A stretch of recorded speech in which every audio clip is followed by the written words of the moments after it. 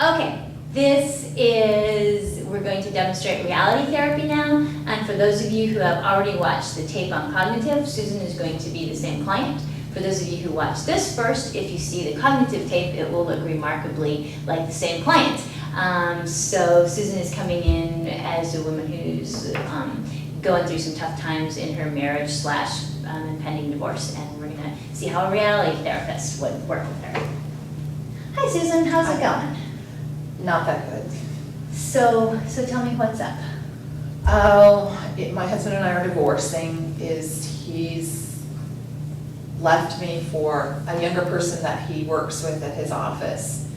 And I just am so, I don't know. I don't even know what to do with my life. I haven't worked in years. The kids and I are dependent on him, and I feel like I'm constantly vacillating between feeling unhappy and angry, and like he still holds the strings. Okay, tell me more about that he still holds the strings. Well, the children and I live in the house that we all used to live together in, but he still pays the mortgage and stuff, and I haven't worked in a long time. My husband was very, provided for the family very well. And so I feel like financially I'm still dependent on him. And, I'm not even sure how the children are supposed to go on and live without being dependent on him. And that he would, that there must be something wrong with me, that he would need to go and run off with this person. Okay, so I guess I'm hearing a couple things. One is just the upset that comes with the separation. Another is kind of the cause of the separation as you see it, which is he left me for someone younger at yes. Then there's this sense that he's pulling the strings, he still has financial control over the situation. And then there's some stuff of, is there something about me? Yeah. That led this whole situation to have happened. I don't know what to do next. I don't know what to do with my life in the future. Okay, and that may be something that we want to take a look at.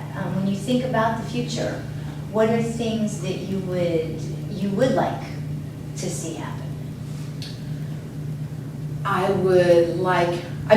Don't get me wrong, I believe that he should pay child support. They're his children too, but I don't like that feeling of being dependent on him. I feel like I'm a grown adult woman. I should be able to find things that are both financially viable for me to do, but also interesting for me to do. I have a degree in art history, but for goodness sake, what am I going to do with that at this point in my life? I want to have my own life, and I feel like I still have to live this other life that he concocted for me. Okay. Tell me more about this other life that he concocted for you, this sense that, that it's like the puppeteer with the strings, I guess. Well,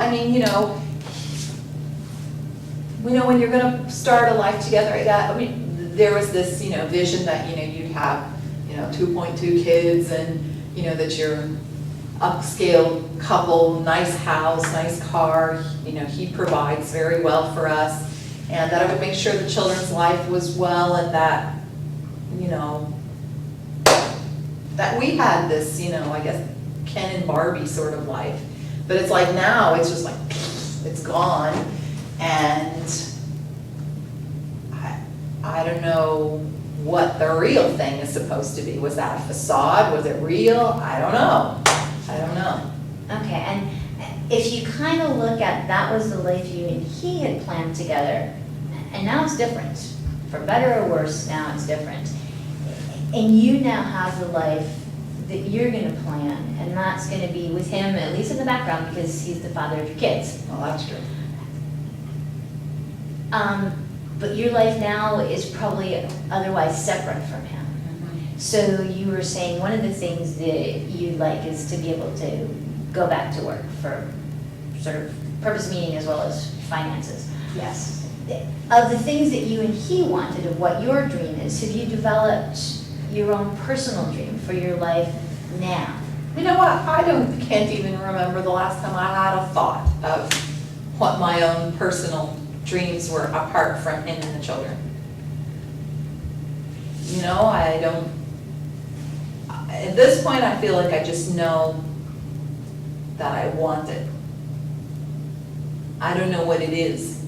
Okay, so you want something, Mm-hmm. but that's kind of, take a minute, sit back and sort of fantasize, like, I want it, what's it?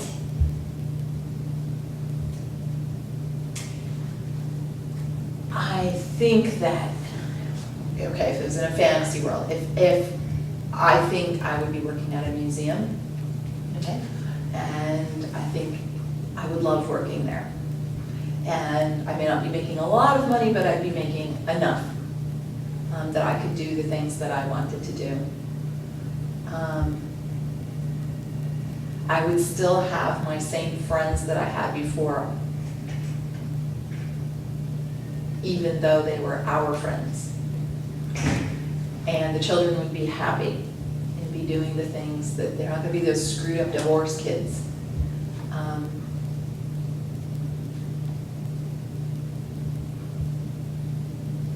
I would be content. Okay. So I hear a couple things. Your feeling would be that you'd be content.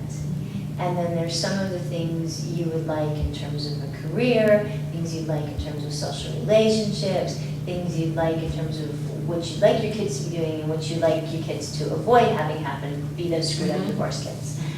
And one of the things that I really like about what I hear you saying is that, I mean, the kids are the kids, and you have some influence over their lives, but the kids are the kids. But most of the rest of those things, there's a fair amount of personal control that you have. And one of the big things, do you know much about reality therapy, choice theory? Okay. One of the big things that, and I'm a choice theorist, that choice theory looks at is the notion that we kind of control our own destiny. I sure don't feel like I'm controlling mine right now.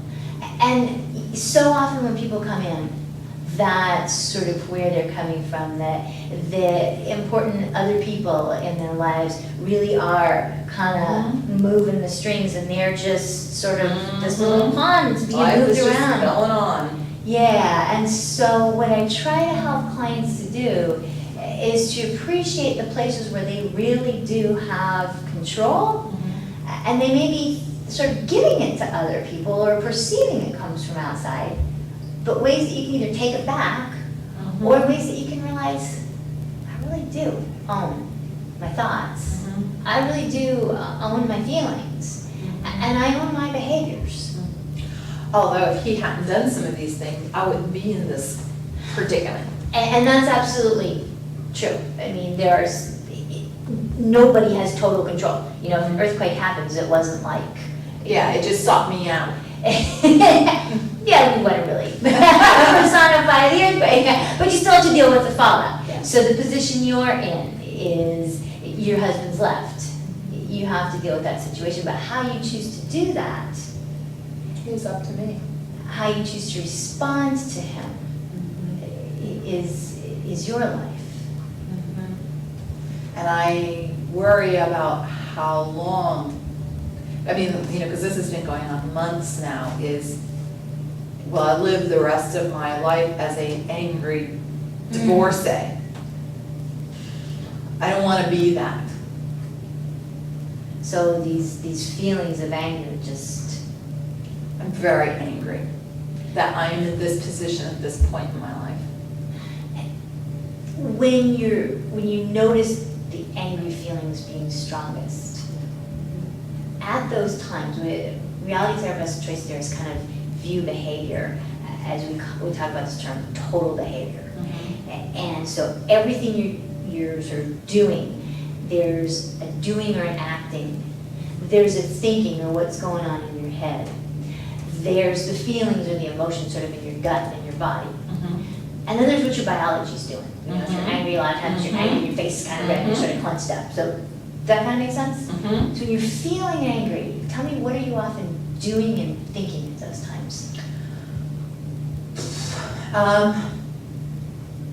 I do kind of feel like, you know, like that sense of blood pressure is going up and your teeth are clenched I mean, that, I think I feel more of those things that I could describe. I feel the physical anger, you know, like you could cut it with a knife. It all depends, you know, I'm slamming doors, throwing pots around, yelling at the kids, very touchy. I'm very touchy all the time. And what are the other things I'm supposed to describe? What's going through your head? What kind of thoughts are you having when you're being I just am so angry after all that I have invested in this relationship, that he would do this to me. And sometimes I even think is that I will go on and be successful despite him. I mean, like as a point, out of anger, not because I want to do these things. So I despite am going to show him. Maybe too spite. That's right. In fact, sometimes I want to look really good every time I go outside. I want to have this persona that everything is perfectly fine, just like to get him back. Okay, so I sort of hear this little revenge. Yes, revenge. And sort of back to the feeling, so, or to the thought, so at the time that you're storming around the house and maybe you're slamming some pots and your biology is kind of piped up and you're just saying, how could he do this to me? Other thoughts that are going through your head at that time? Well, it's not usually when I'm angry, but sometimes I feel like I'm vacillating between anger and depression. And sometimes things that start to slip in is that there's something wrong with me. Okay. That this happened, but you know what? Sometimes anger helps me to keep that pushed away. Okay. But that, you know what? If I don't look like I looked when I was 25, like this other lady, is that maybe it's because I don't look as good, maybe because, you know, the sex is not as good, or I'm not as interesting. Okay. I mean, I've been home with these kids for how many years, that maybe I'm just an uninteresting middle-aged woman. So you start having some kind of negative thoughts about Yes. yourself, and it's this anger and depression. Now, let me kind of try switching the scene. Think about a time in the last few days, last week, however far you kind of have to rewind, to a time, maybe only 5-10 minutes, but time when your feeling state was kind of like, right now, I'm okay. Time when you were feeling content or calm or happy. Happy seems a long way off. Okay, content or Content, calm. I like to golf.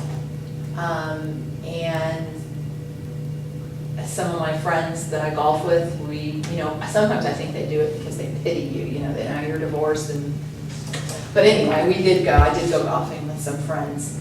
And I'll have to say is after a while, there were periods that I forgot that I had this turmoil going on in my life. Okay. And we're having fun and laughing and, you know. Okay, so you're out socializing with your friends, you're golfing, you're talking with them, and your feeling was from sort of okay to sometimes it was even fun. What kinds of things are you thinking about as you're talking to your friends and hitting the golf ball? Oh, you know, just crazy things women talk about, you know. Sometimes though, it's just that there would get to be jokes about my ex-husband. And in some ways that kind of felt fun for everybody to join in, pecking away at him. But other things was is, you know, I'm healthy, the sun is shining outside, I feel good, these are my friends. I worry sometimes that I'm gonna lose my friends, you know, when you're married a long time. Your friends are both of your friends. I worry that I'm gonna lose them, but they're here with me. And that, you know, in some ways that life is still good. Okay, so on the golf course with friends, having fun, sort of feelings of okayness, thoughts of, there's, you know, life is still okay, I still have these friends, we can still have fun, I can whack a little white ball around in a sunny day. As compared to, I'm home, I'm slamming pots, I'm snapping at the kids, I'm feeling grumpy, I'm feeling sad, and then thinking about how could he do this to me, am I not good enough, what's wrong with me? Kind of, so those are two real contrasting Yes, they really are. situations. Some of the stuff that we'll work on, if we choose to work together, is kind of a sense of how you can snip those puppet strings, a sense of how you can try to take more charge of your life, of some things you can do when it seems like he's controlling you either financially or just controlling your feelings or controlling your thoughts or what you do. ways that you can take more charge. I need that. Other things we'll be doing, there's a thing sort of called a picture album or a quality world that we'll talk about, which is the world you'd like to create for yourself. It sounds like you and your husband did a nice job of creating one of those, the Barbie Ken world, maybe 15, 20 years ago. It's changed. We'll try to develop a new world that you can, and where you're the one in charge. And then some will be kind of looking at these, when is it that this total behavior is kind of this angering, depressing kind of thing? And when is it more calm, content kind of things? And how can you choose to do more of the behaviors which lead to this sort of total behavior of, I'm okay, the world is okay, we're moving in a positive direction. Maybe I need to golf more. Spend more time with your friends, yeah, sort of think about, pay attention this week, when you're in those situations, even if they're kind of few and far between, where you are feeling okay. What's going on? And what can I do where I have control, but I can do more of this? And these situations, what do I have control of where I can do less of this? Because I feel like I'm doing more of that than the other, and I don't want to do that forever. Okay. Okay, that's about all the time we have to do. Okay. Thank you very much for coming. Thank you. Okay, good.